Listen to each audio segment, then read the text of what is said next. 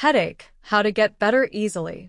Many people are suffering from persistent headaches that don't go away easily. In particular, many people complain of migraines, saying that one side of their head hurts like a prick. Hello? This is your health consultant channel. We always produce videos for your health management with information from Korean health management specialists and researchers in related fields. Are there any people who haven't subscribed yet? Please subscribe and like right now. And please share it with your loved ones so that we can all live healthy lives. Headaches and migraines can be easily cured and rarely recur if the cause is resolved. When a headache occurs, people worry, could it be a brain tumor?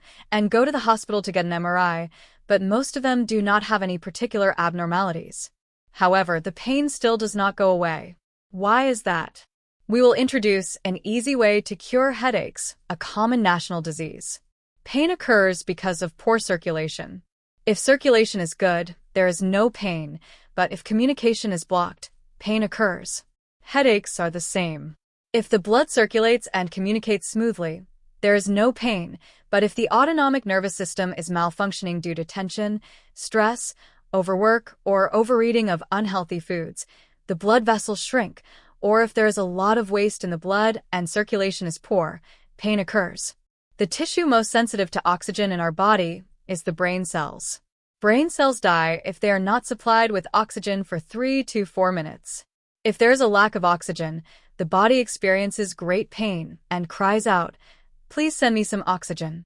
Therefore, a headache is not a disease, but a signal that blood circulation is not good in the brain. To cure a headache, you need to widen the narrowed blood vessels so that blood circulation in the brain improves and remove waste in the blood. If the blood vessels widen and become more elastic, allowing clear blood to flow well, pain will never occur. Pain or dizziness is a cry to improve blood circulation because blood circulation is poor. Therefore, if the cause is not addressed, medication alone will not help. Today, many women in the United States are suffering from serious side effects due to overuse of certain painkillers for headaches. The reason headaches are not solved with medication is because the cause is not treated. Since the blood vessels are narrowed and the blood is sticky and does not flow well, the brain cells cry out to continue to send oxygen. In order to widen the narrowed blood vessels, hormones such as prostaglandins are secreted to expand the blood vessels and send blood, and in the process, pain occurs. Therefore, the problem is not the pain itself, but poor blood circulation. How can headaches be improved? The method is very easy and simple. Just improve blood circulation. There are 3 main causes of poor blood circulation: overwork, stress, and overeating, especially overeating animal foods, foods contaminated with chemicals, and foods high in sugar. When the sympathetic nerves are excited by anger or excessive stress, the blood vessels narrow, blood circulation worsens due to lack of exercise or overwork, and when the blood becomes sticky and dirt accumulates in the blood vessels due to overeating bad food, the blood does not circulate properly. How should we treat it? First, we should eat raw vegetables for about a week to remove the blood sludge in the blood vessels. If you are an urgent patient, we recommend fasting for about 2 to 4 weeks. Why does fasting clear up the blood? The vitamins and minerals that our body needs are supplied through raw vegetable juice, but when we are short on calories due to fasting, the sludge in the blood is burned and used as fuel, so the blood self-purifies at a rapid rate. This is called autophagy in medical terms. Also, we recommend deep breathing by applying moxibustion to the chest or pressing the fingernails to help blood circulation. If you make it a habit to take deep breaths about 300 times a day, so quiet that you won't even feel the slightest movement if you put cotton wool on the tip of your nose, you will see amazing results. The most effective way for our body to resolve its autonomic nervous system as we intend is to breathe calmly and slowly and deeply. Just breathing like this relaxes the blood vessels and improves blood circulation. One of the biggest problems that headache patients face is conflict and discord in interpersonal relationships. Japanese obstetrician Katsumi Tokahisa said that most headache patients often have difficulty forgiving or resent their superiors. This may not be the case for all, but headache patients often have conflict in interpersonal relationships. Since forgiveness and gratitude are very helpful in resolving headaches, I have them go on a walk of reconciliation and blessings. Walk of reconciliation and blessings is when patients walk along a forest path and practice reconciliation and blessings. First, on the way, they whisper to themselves all the thoughts and events that were the cause of their anger and fear in the past. On the way back, bless others, and at the end, let go of all past events and thoughts and look at the scenery, sounds, and all things in the universe with beauty and gratitude. This method has a miraculous effect of restoring forgiveness and love. Next, do compassion practice. By practicing to cultivate compassion in my heart, harmony in my heart is restored and headaches disappear. When you help blood flow through a raw food diet, help blood flow through breathing techniques or moxibustion, and communicate your heart through a walk of reconciliation and blessing or compassion practice, headaches will be completely resolved without recurrence. Summary: food and meals are important for self-practice methods that are good for headaches and migraines. Step 1. For about a week, eat raw food and oil. For breakfast, eat fiber juice, raw vegetable juice and oil, coconut oil, sesame oil, etc. Fruit and cabbage kimchi stew. For lunch and dinner, practice raw grain powder, roasted grains, raw vegetables, raw seaweed, and brown rice. Step 2. Fast for about 2 weeks. Fasting means temporarily stopping your usual meals and only consuming raw vegetable juice, roasted brown rice tea, ginger tea or persimmon leaf tea, bamboo salt, and hot water. The fasting program is as follows. Preparation: Meal 1 for breakfast. Drink raw vegetable juice or roasted brown rice porridge, carrot, and apple juice. For lunch and dinner, eat roasted grains or brown rice porridge, soup, vegetables, chopped raw vegetables, fruits, and nuts. For snacks, eat roasted brown rice porridge, raw vegetable juice, carrot and apple juice, ginger tea, fruits, and nuts. Preparation: Meal 2 for breakfast. Drink raw vegetable juice, roasted brown rice porridge, and carrot and apple juice. For lunch and dinner, eat roasted grains or brown rice, mixed grain rice, clear soybean paste soup or changgukjang soup, and soft vegetables, pumpkin, radish, cucumber, eggplant.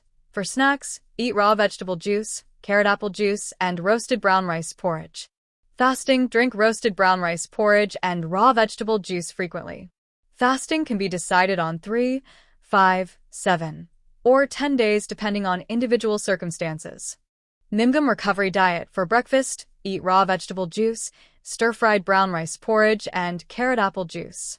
For lunch and dinner, eat stir-fried grains or brown rice, mixed grain rice, clear soybean paste soup or changgukjang soup, and soft vegetables.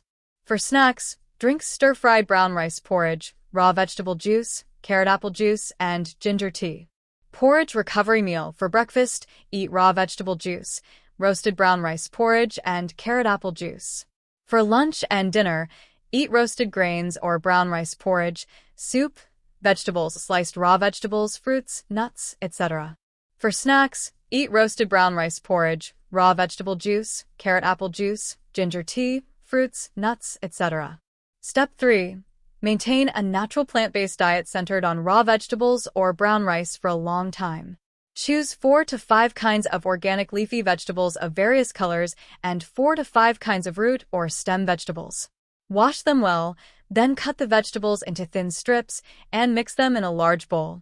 Sprinkle roasted sesame salt, 70% roasted sesame plus 30% roasted salt, to season. Then wrap them in lightly toasted seaweed and eat. It is very delicious. Instead of roasted sesame salt, use a dressing mixed with olive oil and vinegar, or a dressing made by grinding raw fruit yourself. It is also good to eat as a side dish.